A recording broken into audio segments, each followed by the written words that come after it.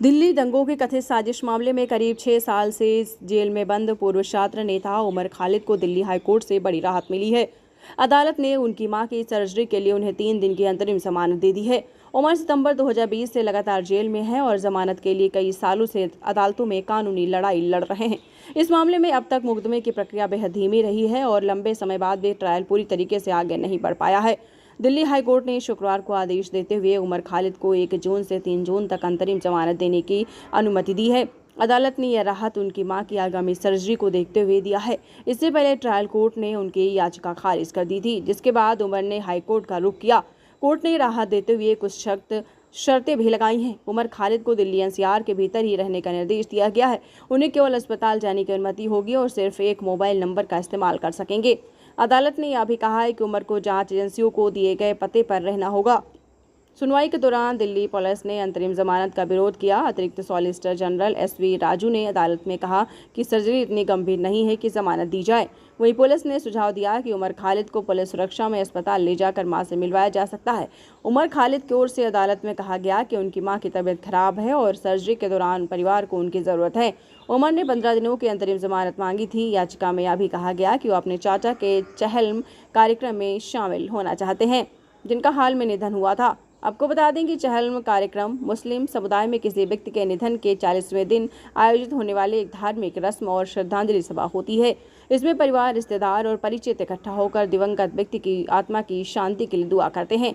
कुरान खानी होती है और उन्हें याद किया जाता है। इसे कई जगहों पर 40वां भी कहा जाता है। गौरतलब है कि उमर खालिद को सितंबर 2020 में गिरफ्तार किया गया था। उन पर फरवरी 2020 के उत्तर पूर्वी दिल्ली दंगों की कथित बड़ी साजिश में शामिल होने के आरोप हैं। इस मामले में उमर पर गैरकानूनी गतिविधियां रोकथाम अधिनियम यानी कि UAPA लगाया गया है।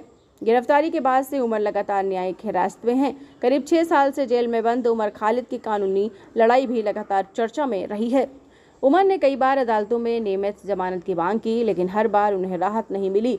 दिल्ली की निचली अदालतों से लेकर हाई कोर्ट तक उमर की याचिकाएं खारिज होती गईं। अक्टूबर 2022 में दिल्ली हाई कोर्ट ने उमर की नियमित जमानत याचिका खारिज कर दी।